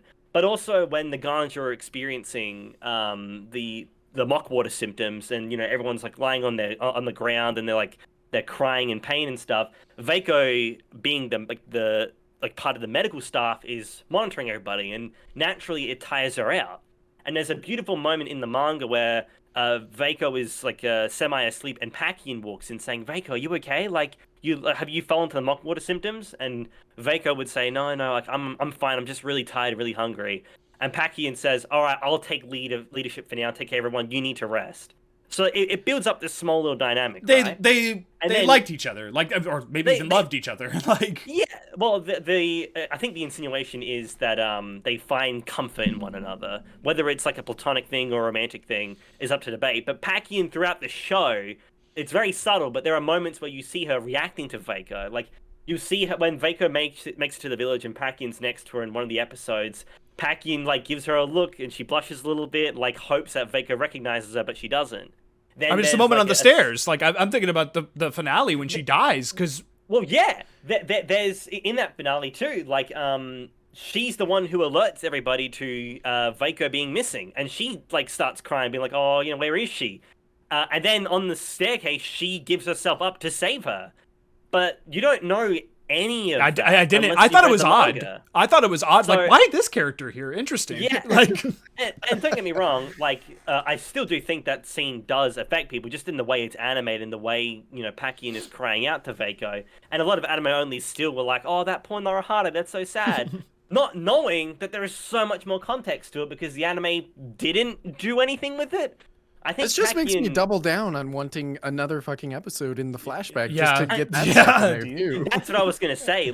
If you have that writing team, allow one extra episode where you just have the Ganja just vibe, have the Ganja have some character development and stuff, let their characters breathe a bit. I think that last episode would have hit tenfold. Not saying that it still didn't affect me because I was a sobbing mess by the end of it. I was so emotional. I can so beautiful. The more I think about this, there's so much more that could be done. Yeah, the more that I think about this, the more that I was thinking oh, they're just gonna vibe and slice of life it around the 6th layer, but I'm thinking there's so much you could do with survival in the 6th layer. They did it at the beginning of the season with Riko and Nanachi and Reg just going around the 6th layer. There's so much you could do with them surviving normally in this 6th layer before you get into the really dire stuff that starts happening. Yeah. Man, And that's not even counting all the character development that you could add on top of that. Is there any notes on why they decided not to have her in the show, basically? Like, I'm really curious there. There's none. There's only really speculation. Like, my guess with the the panel that I bring up, the sexual panel, is because it's like televised on like Japanese television. There's probably some restrictions for what they can and can't show publicly. But outside of that, you still don't need that sequence. There is still that whole Pacquian taking leadership to take care of Waco. There's still those little moments that you could have, even like a little shoulder pat, you know, like all these small little things could have been done. I guess they just didn't think it was too important to like the overall thing that they were doing with the story. Yeah, and I'd say like for runtime purposes, they were being quite strict on what they could and couldn't show, which is fine. But I do think that it was. For a moment as beautiful as Pacquian giving herself up, seeing how beautifully animated and how emotional she is in that moment, like I feel like they really cared about that character, but they just didn't they just couldn't afford to, you know, expand on her. It was, I don't know, I did think it was a bit of a missed opportunity, but again, I was still a subbing mess. Like I mean, like really, I didn't even know really about this connected. character, and I definitely, Waco is my favorite character in the season, and like I didn't feel like anything was missing, really. I wanted more of her character, I guess, but like in terms of like narratively speaking, I didn't feel like, oh, like why is she? I just thought that she was just a really sweet Hollow, you know. I just thought she was a really sweet little person that wanted to help her on the stairs. Like I don't know, like I didn't question it too much there, and now that you tell me that, I'm like, wow, like I legit had no idea. Yeah, well, I think most anime onlys who would have watched it would have assumed that when Thapta calls out to all the villagers to come back to the village to help her, you know, eradicate everyone, my guess is anime onlys would have thought, oh, that's probably connected. Like, Vako's probably connected, so the Narahade are just trying to help Thapta by doing that. But no, there's a whole other layer to that, unfortunately, that just got overshadowed, which was such a shame, because I just want to see my gal Vako happy, and she and Pacquian are so cute together, man. It was so sad. Yeah, that does. I don't know. Suck. It was weird. It was a weird miss, but yeah. In terms of gripes, like that's really it. I fucking loved this season so much, man. Well, I was gonna ask you, is this better than season 1? And is this better than the movie? Okay, so I think this is better than season 1. I don't think it's better than the movie though. I think Dawn of the Deep Soul is still at the peak Main Abyss at the moment. I mean, just the production value alone is like night and day almost. Like, I remember being nervous as shit when it first came out, because I'd animated the manga and I've gone like, oh god, like how are they gonna do it? Like, I remember there were certain panels I couldn't animate because it was so complex. Like, how are they gonna do it? And I remember sitting there crying my eyes out, like, yo, that was so perfect. Like, I don't think. I don't think this season quite got to that level, but I do think it is better than season 1. And season 1 for me is a straight 9 out of 10. Season 2, this part I'd say is like a 9.5. And then, yeah. I love this show, dude. I actually think some aspects of season 2 I think are better than both season 1 and the movie. But I definitely think episode 10 holds a candle to the film at points, in my opinion. I'm not even talking about just like episodes. I'm just talking about like as far as like when I think about like the coolest settings in Made in Abyss. I'm thinking about here. I'm thinking about Hollow Village. When I think about some of the best character moments, like the best emotional arcs, I think I'm going to be thinking of Vueko and Faputa when I'm thinking also about Prushka. So like I really do think that parts of the season do match up with like the best parts of the movie as well. I love that. And then season 1, I earlier you were like asking like what your biggest gripes are with the series, and I had to like clarify. You're talking about this season, right? Okay, yeah. Season one, I can tell you right now, my biggest complaint with season 1. And I can't really blame anybody for it. It's just kind of like the way manga business goes when you're like first starting out and haven't proven yourself. But like you start the series and you start it so strong with like just this incredibly imaginative setting. And then like when you actually get into this setting, I feel like Akihito's just like, oh, there's layer 1. Oh, there's layer 2. And you keep going like super fast through everything. It's like, no, I want to spend like 4 or 5 episodes in each layer here. And I'm glad that we finally reached the point where we can do that. We can spend an entire season just in this one location. I love that. I'm really happy to hear that. I'm really happy to hear that, because a lot of people didn't like this new arc because it was in one layer, but I thought that was a great idea. I'm so tired of people this isn't. I've heard that, so not with this season, but just in general. I feel like people are so much more impatient nowadays, where anime is being catered towards these people, and I feel like anime in general is just so much more rushed than it used to be, and I hate that. Yeah, I do too. I love to. I mean, we were talking about the show should be longer. That flashback should be longer. I want to stay here, And I think that's sort of, God, that's the beauty of having the Abyss as just a story tool. Is you can just make anything up for starters, but also you could settle in on certain aspects of a singular layer, and it reminds me of Shonen. It reminds me of Hunter x Hunter, and how each arc feels so separated from each other, and that's a detriment, and that could hurt the series for sure. But in terms of how we've reached that point now, now they do feel that separate, and it's the vibe is different too, and it doesn't feel unnatural. It works. This feels you could honestly watch season 2 as its own singular story. You will be lost here and there for sure. Oh, I don't know about all that. No, but I mean, in terms of Fueko as a character, and in terms of Iromu, and you're not going to understand Reg. You're not going to I don't recommend this, but in terms of the actual beats of the story of the arc, it begins and has a middle and concludes within this season. I can agree with that. That is a good point. Yeah, I agree with that. And it makes me really curious on where the series goes next. Do we just jump to layer 6 and 7 and just keep going down? We're going to the Golden City, dude. We still haven't reached the Golden City. Reached it yet. And then what about now I want to get into theorizing about what's going to happen next. Yeah, absolutely. Let's get into some theory crafting, dude. I definitely, me and Phenom, we talked about this kind of I think after we finished the show, we had our own little conversation about it, and I was always I'm really curious, where does this go and where does this end? And obviously, Mickell, you're a little more ahead of us. You probably have more insight than we do. And I don't much. I don't think. As far as what's at the bottom, I feel like he doesn't have that much more. So I'll just ask this question: where is the actual story going? Do you think that there is going to be there's Liza, there she is, we can hang out with her. What's going on at the bottom? Is there a bottom? In terms of just general ideas of what you think is happening next. Okay. Dancing around spoilers. Yeah, that's why it's so tricky. But again, the manga hasn't exactly gone into that too much, which is really good. So I can still theory craft as well. Yeah, but that's why I asked the question very vaguely, generally speaking. How do you think it's going to end, or what do you see thematically honestly, what they're trying to do?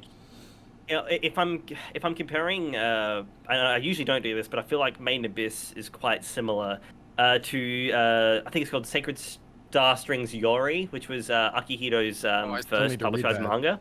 Whoa. Very good one shot. I've never even heard of it. It's really good. I gotta check it out. The thing with Akihito is, and you could probably tell just from watching Maiden Abyss, is he finds beauty in despair. So I'm not going to be surprised if the ending for Maiden Abyss is going to be one that is incredibly bittersweet. I don't think these characters are truly going to return. And look, there is a beauty and a despair in that, obviously, but I think the series is alluding to this idea of that Liza is definitely still down there. I do think Liza is still down there. And I do think that someday, this trio of children will quadrio, now that Prushka is technically again part of the series, which was great.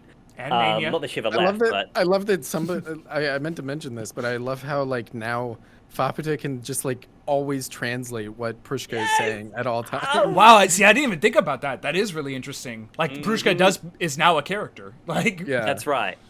Or more so than she was before. Okay, you can spoil this. Just tell me, do they actually use that? Does Prushka have regular dialogue now in the series? Fumin Show, do you want to deafen just in case, or no? Are you okay with hearing this? No, I'm good. Yeah, they do. Yeah. Okay, awesome. Yeah, and sick. It's love very that. very well illustrated too. Like the way it works just makes so much sense of this. So cool. I was so It's- worried that like at that point, like they would just use it as kind of like a like very sparingly. They would be like Prishka, whenever they're in danger, it'd be like, oh, Prishka's saying we're in danger right now. But like I love that like she'll actually have like dialogue as an actual character. That's super cool. Yeah. And it definitely opens up possibility, which is really exciting. Yeah, I can't wait for that. Yeah, I'm keen for you boys to someday experience it. It's Man, that's crazy.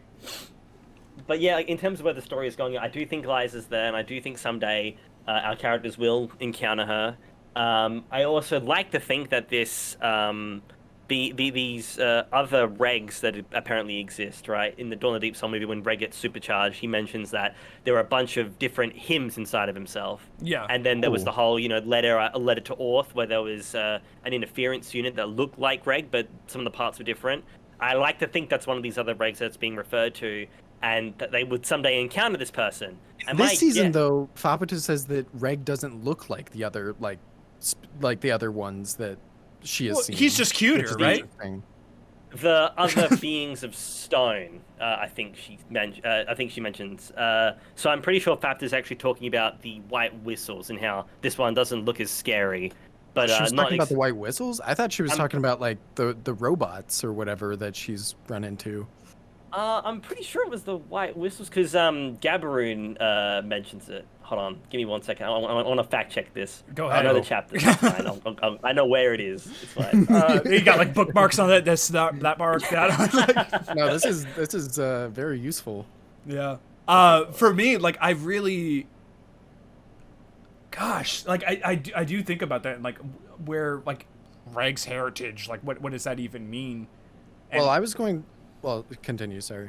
No, I mean you go. I'm genuinely like kind of perplexed in terms of like where the story is going. Like I definitely am kind of lost. That's why I asked. Like I actually don't know.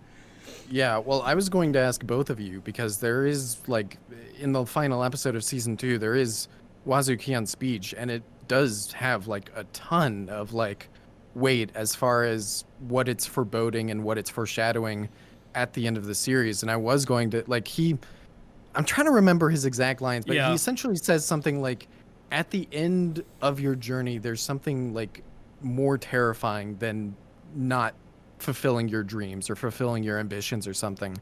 And I'm wondering like what you guys think that means. Like what is there at the bottom that would make somebody like Rico say that the journey wasn't worth it? Like this wasn't worth coming all the way down here. Because I can't picture anybody, especially Rico, saying that at the bottom. The only idea that I have for that is like that Liza is a terrible person, right? Oh, like Liza has do you done think she something. would care though? Do you think she would care? I don't think she would care. I think if it's connected to a story arc that Rico is invested in, and she has connections and like there's other characters, and then finds out, oh, Liza's the one responsible for this. She did this.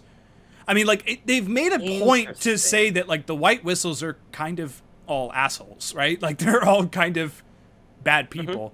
I'd have no reason to believe. I wouldn't say bad people, because they're morally ambiguous to say the least. Like, they kind of adapt that Machiavellian mindset to some extent. For sure, and like I do think that like Liza is not what we or who we think she is. You know, I don't think it's like, hey daughter, how's it going? Like you had a great adventure, didn't you? Like I do think it's going to be a little more ominous and a little more. I agree with that. I definitely agree with that. I'm just wondering, like, is that enough to be kind of like what Wazukian's talking about? Like, just at the end of the journey, just something super terrifying. Yeah, I wonder what that is. Yeah, his words are like something more terrifying than a dream gone unfulfilled awaits beyond the Golden City. I think it was something like that. Yeah. And my guess was that it alludes to the idea that Rico will have to make a choice, and that choice will be either the entirety of Orth, or one of the people all of the companions she's got with her. That's like a combination of what I was thinking, because I was thinking the same thing. My only real connection to that idea is that stream of following nameplates and eternal fortunes, right? Like that's clearly something fucking huge is happening. Clearly, yeah. And my guess is like the birthday curse and all that cycle. The birthday curse. like I feel like all of it's connected to that, and I think Rico and the group will have to make a choice of some kind, where they'll go like, we don't have a choice. They'll have to make a choice, but feel like they shouldn't have to make that choice. That's my guess, but yeah, the manga hasn't really gone that far to give off these ideas, but I do think that it is all connected, and I do think there's a certain panel that appears that manga readers will know what I'm talking about in a certain cave of some kind where you're like, hang on, I've seen that before. Like, yeah, there's a lot. Future chapter in a chapter past season 2? Oh, okay. Yeah. There's a little something where I'm like, that's interesting, and that doesn't feel random.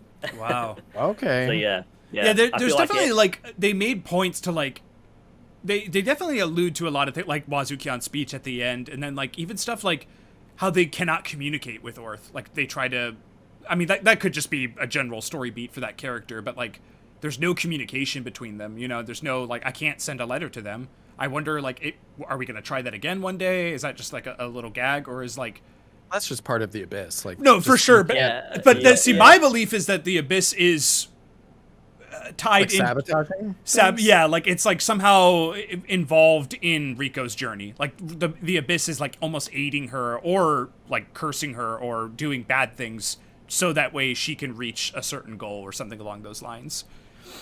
But that gets into like weird, you know, higher concept shit there for sure. I mean, that kind of taps into the idea that you had, Phenom, which I'd super relate with. The idea of characters being made in the Abyss. Like I feel like, you know, I don't think you're too far off the mark, if I'm honest. I mean, and Riko is from the Abyss technically. Like she's definitely more in tune with the Abyss than anyone else, or than at least people in Orth. Yeah. And to clarify regarding the Reg and Fapta thing from earlier, yeah, so the manga makes it a bit more clear, because you've got Gabaroon who is talking about Reg as a whole, in particular the way in which he's speaking. And he says that it resembles the language of those who pass through here occasionally, and is a picture of white whistles. And then Fapta says, the people carrying those beings of stone.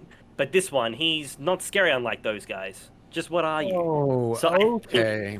I think it's actually establishing a very scary power dynamic. Picture. I wish they showed that picture of the white whistles or something, just to like kind of make it clear. It definitely would have made it more clear. The being of stones thing can be kind of lost in translation.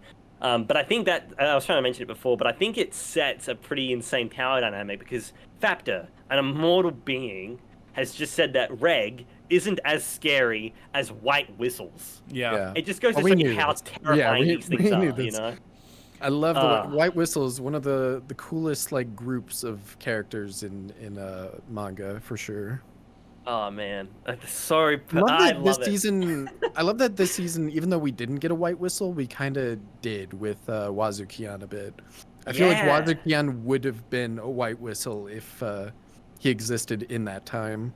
He definitely had what it takes. Like, he did everything that a White Whistle would do. Exactly.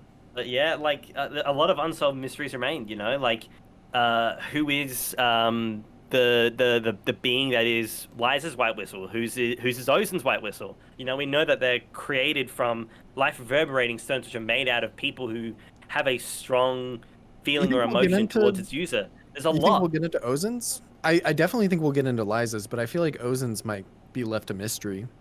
I honestly, I do think we will. Solely because, and I won't spoil anything, obviously, but there was a bonus chapter that did get skipped in the anime, which I do think maybe down the line will get an adaptation, and I think in the game there might be a connection to it.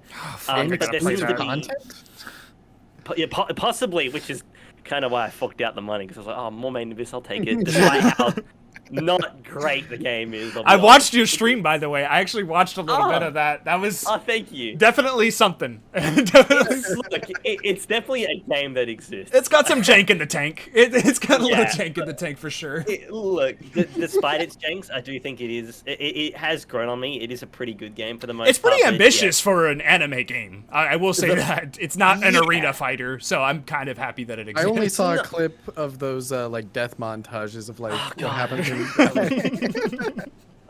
those were really funny. When they use that blood PNG that I've used on thumbnails, like, come on. But yeah, like it's not super bad, but it's not amazing either. But yeah, on that topic, there is a bonus chapter that might get clarification in the game, and all I will say is that bonus chapter does focus a bit more on Ozen. So I'm not surprised if like it taps into that some more. Yeah, I always assumed that like Ozen's done. We're not gonna talk about her ever again. Man, I think so. I think about the new. I'm so excited for where this show's gonna go, man. Like, 'cause, yeah, you think you're done with all these characters, but if Ozen's coming back, I'm in. I was actually going to ask you, like, I don't know if this is now spoilers based on what you're saying, but like, I was gonna ask you, do you think Bondrewd is gonna end up like coming back? Oh, see, I never even thought of this shit, dude. See, that's a great question. And I can't confirm everything actually because that hasn't been stated in the manga. But that being said, Akihito confirmed that he wasn't done with Bondrewd. Akihito, dude. Yeah, in the live press conference last year, he said he still has plans for them. So, yeah, I don't think that just makes sense to me. Like, I feel like in the end, like all of the white whistles are gonna like either realize something or just like have that ambition like driving them again, where it's like, I'm gonna take the last dive too. I'm gonna go down. Bondrewd was like trying to come up with like crafty ways to still survive it, but I think he's just done with that now. Like he's gonna be like, no, I'm done. I'm just going down. Same with Ozen. I'm gonna need a tournament arc now. I need the White Whistle tournament arc. I need to like see all these characters called down to the abyss by some voice, and they all have to fight each other for supremacy, including Rico. I guess like Rico's basically a White Whistle now. Well, she is. Yeah. Yeah. I love where your brains are headed with this, especially the idea of the White Whistles noticing something. Yes. Because again, I can't say anything because I don't want to spoil anything. But I think that is what Akihito was talking about when he said he wasn't done with his characters. I think if he wants to, because he mentioned the bonus chapter with Ozen, he mentioned in that live press conference that he's not done with Bondrewd. He talked a little bit about the White Whistles, the other ones we haven't met yet, Sarajo and Wakuna. And he said that they don't exactly play by the rules, not telling us what that means. I mean, that's every White Whistle. Who doesn't play by the rules? Wakuna and Wajuju. Yeah. What? Yeah, that's the one. I heard like Sra Jojo or something. Was that a Sra Jojo's reference? So, Sarajo and Wakuna, yeah, the other two, Yeah. the Sovereign of Guidance and the Sovereign of Mystery. I think that's their names. They were mentioned in season 1. I remember. Yeah. Wow. So And, how is there like an amount of White Whistles? I'm assuming there's like 8, but like I've always been curious. Like, is how many are there? I think those are the 4. Those are the 4 that The like, sovereigns. are really focused on. But no. In the manga, I remember there's like a focus on like, or not a focus, but like there's a panel that shows like White Whistles, and there are other White Whistles other than those 4. I do remember that. Yeah, I'm gonna need that tournament arc. I want you to read the manga so bad. Dude, I'm not even joking. Like, I probably will. I've not been this invested in the stories. There's only 2 chapters. Don't do it. All I can say is, again, I love where your brains are headed with this, and Phenom, your recollection of that panel is accurate. There are only a known amount of White Whistles. That's all I'm gonna say. There is no. I mean, they mentioned it in the first episode or the second episode of Main Abyss. Some people actually have made it as far as White Whistles go, but because they weren't a renowned White Whistle in the first place, when their message balloon reaches the surface, they disregard those as just rumors. They don't agree that those are actual White Whistles because there's no evidence of it. Yeah, anyone could just send up a balloon and say they're a White Whistle. Technically, that's right, but without that testimonial warrant of doing it beforehand, they can't validate that. So, I mean, look, Riko's a good example. Like, Riko's a White Whistle. We know she's a White Whistle, but people on the surface don't know that. She said she got a last dive, but there's no guarantee she made it that far. So, like, yeah, there is speculation that there are other White Whistles out there, but there's no... we don't know about any of that, though. Wow. We don't know if that's true. Man, that's really cool. That would be cool if, like, if Ozen does end up going down. It would be cool if, like, she talks to Bondrewd and does hear about what happened and how she became a White Whistle, and like from that point, before she goes down to her last dive, if she's able to like send a balloon up and tell people what happened, that would be cool. Oh yeah, I can see that. But then there's like I start thinking about the passage of time too, and like how that works. Like I have no clue what Orth looks like right now. You're right. Like are they dead up there right now? Like I don't even know. Look, that raining of name tags and eternal fortunes was very suspicious. That tells me that they're dead, right? Like something could be happening. I think I agree with that, but at the same time, I remember not getting the full picture with that because there were bonus chapters up above, and it like kind of made it seem like things were the same, even though I don't think they are. I think that was like at a previous point in time or something. And I think now you're right. Like things like people are dying up there on the surface. Like, I don't know what Orth looks like now. Well, I mean, you're not too I mean, like your brain's in the right path because some of those bonus chapters were prior to Riko's descent, obviously, but some of them are like shortly after. Like there was the whole. I mean, in the movie there were the bonus Maruk specials. Yeah. Where you see Maruk and Ozu go to the surface. That's one of the ones I was thinking of. Yeah. So like that's a good point to make. And I just have to wait and see. Oh, man. Yeah, I can't say anything. You know the answer? No. You know what's going on? Dude. Not exactly. No. Okay. So I have one more question in terms of what you do, Mickell. You animate these chapters, right? Like, is that I watched your video after Made in Abyss or whatever, like what to do after you finish Made in Abyss season 2. Yeah. And you mentioned in that video that like, I'm still gonna keep doing this. Like I'm still gonna do the chapter animations, right? Yeah. So I've got no plans on stopping that. Is that so? I have not watched those. I've seen like bits and pieces just to like see how good you are, and you are excellent, by the way. Thank you very much. It's very sweet. In terms of like storytelling, like is that a good way to? Is that a viable way of experiencing the chapter? Yes. Firsthand. Thank you, Phenom. That's what I was trying to ask. Wow. Okay. Yeah. So that's a really good question.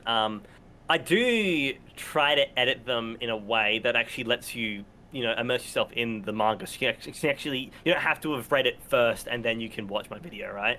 I do think that's the superior way to do it, just so you can drown out the weight of Made in Abyss and you can actually experience the manga for yourself and then experience my perception of it, and then someday experience Kinema Citrus's doing of it. Yeah. That being said, if you simply just don't want to have to sit down and scroll and you just want to watch the events unfold, then yeah, my manga animations are perfect for that.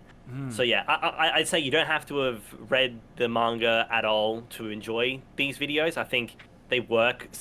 They work like they work like an anime, but the budget's much lower, and it's not my one guy.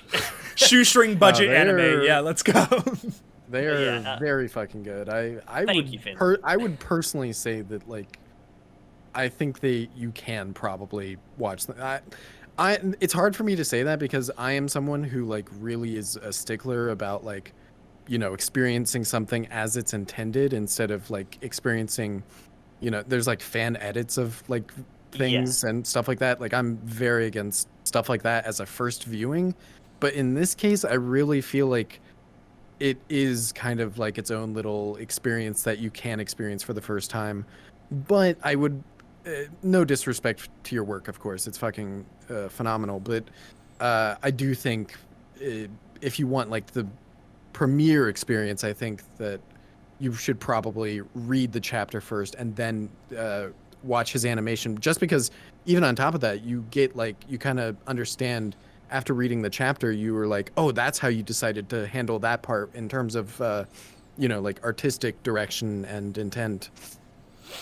Yeah, I totally agree. I think and it also just helps out the Naruhade Scanlation team, who have been very supportive of these videos and stuff. Nice. Because like they provide me the HD. They provide me the HD scans. They keep me up to date on the translations. So like they can help me get a jump start. Like they're such a great crew. So like I would definitely encourage reading it first, not just to support the show, but also support them, because they do put in the time and the effort to make these translations as good as they can.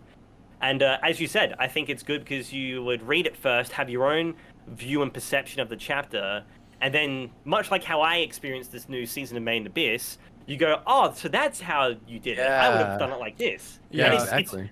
it doesn't take away from it. Like I saw this tweet from a while ago where someone said when you watch the anime, the manga just doesn't hit the same.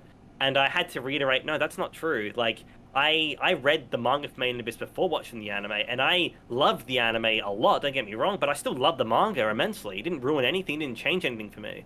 Yeah. Like I think it just depends on how good the quality adaptation is. And when it comes to these videos, I do sink about a month's worth of time into them because I want to make them as good as I can. But I still would encourage people to read it first, have that prior experience, and then re-experience it 30 days later. Yeah. I think I'm gonna use it as a recap too. I think I'm gonna like watch all of them, like beginning to the end of season 2, basically. Well, I think it would just be cool for you just to like see the manga. Like you get to after seeing the anime, you can kind of like that's how you can kind of experience those chapters in a. I get to see more Toilet interesting John way. animated in a new way. Yes. Yes. You can see Vueko sex animated like in that. Oh panel. dude, that was such a fun panel to cut out. I tell you what. I can't even imagine. Is there anything else you guys want to add? Anything else you guys want to say? I think we can wind down from here. Yeah, I think we covered a lot of what I had written down here and what I wanted to talk about. All I'll say is, keep your longing for the Abyss at large. There's plenty more to come. This season was absolutely phenomenal. I'm so proud of where Made in Abyss is as of right now, and I'm thankful to you boys for putting the effort every week to cover it as well. Because I don't know, there's something so special about watching the episode and then writing a review, and then knowing once my review's written, you guys will have videos ready for me to watch. It was great. I really enjoyed talking about this series every week with you boys. So, and thanks for organizing this film show. This was great. This was awesome. Just quick before I leave, like, goodness gracious, I can't express how great this is to be able to talk with you and PhenomSage, like just be able to have this conversation. Like it's definitely for starters enlightening. Like it's changed my perspective on things for sure, but like just in terms of like content creation, it means a lot that I can collab with you guys and be a part of this conversation, and it's really important to me, and I want you to know this is a special moment, not just for the channel, but just for me personally. Like it means a lot, because like I did receive a comment where someone was like, oh, I watched Mickell's video and then Phenom's, and like then I watched yours. It's like I'm a part of this too, and that that is it didn't hit me until like the end of the series. I feel like where it's like, oh, we are all in this together, and like I'm not trying to I don't want to shit on anyone and like make people upset or anything like that, but like we as a group, the three of us, I think we were probably making the best Made in Abyss content on YouTube, in my opinion. Like Phenom's videos to me are like those are probably the best reviews on this entire website, to be honest with you. Other than Mickell's, of course. No. This just turned to a flattery session, but I remember like thinking about like this podcast that you mentioned, and I was like, I remember I watched PhenomSage's reviews, and he like, despite being an anime only, like his videos are so passionate and he's like articulate, and then like there's Phenom who like knows how to write super well. Yes. He can translate and communicate these ideas super well. And then I say the F word like every sentence. I mean, I will say I have to stop myself. There's a skill in that too. I definitely have to like stop myself. I've really tried not to curse too much, where I'm like, I should probably tone down a little bit. Like, why? I'm so sorry. I shouldn't call my son a motherfucker. Like, I should probably avoid that. Like, that's a little like people are gonna get upset. I wouldn't. Man. Different styles, boys. I love it. Again, thank you guys so much for joining me for this discussion. It was fabulous, and we definitely have to do this again. I'll see you guys next week for the weekly podcast, right? I'm not. I guess like in terms of like just like an actual question to you, I guess viewers would find it interesting too. Like, do you plan on covering other series, reviewing other series? Well, I'm really holding out for Phenom's Chainsaw Man reviews. Not gonna lie, I'm very keen to hear your thoughts on that. You've read it? Especially because I've read it. I've nice. bought it. Oh, holy shit! shit! Very nice. Good. I'm very excited. Yeah. But yeah, for me, I don't know. My problem with reviews is like, in particular, the animes that air are really bad for Australian times. I'm like aware, they come yeah. out at 1 o'clock in the morning, and the only reason I did that for Made in Abyss is because I love the show that much that I wanted to edit till 10 o'clock in the morning and get it done. Like I love the show that much. I can't see myself vibing with a series that much to do it. But I might make I want to talk about Cyberpunk at some point, so I might make maybe some videos in the future, not episodic ones, but yeah, maybe like a summary of stuff. Oh, I don't know as of right now. I'll definitely be there for that, for sure. We definitely we should definitely find like time just to like talk more about any specific series. Yeah, we definitely. Oh my god, should do that. I was like literally Weekly podcast. I am not fucking joking, dude. I think it would be great. I do too. I honestly, start drafting the names now. Yeah, I honestly have to agree. But again, thank you guys so much for joining. Thank you to all the viewers. If you've got this far into the video, like, God bless you. Truly appreciate it. Yeah, really I think that's going to be it. Make sure to check the links down in the description below for Mickell's channel and, of course, Phenom's channel as well. And check these guys out. They're fantastic. Yeah, thank you guys so much. You too, man. Can we end it on a party on, but all three of us say it? That'd be nice. Oh, that's yeah I'm definitely down. How do we all say that at the same time? I guess like on 3. Yeah. Like 1, 2, 3. Party on. Party on.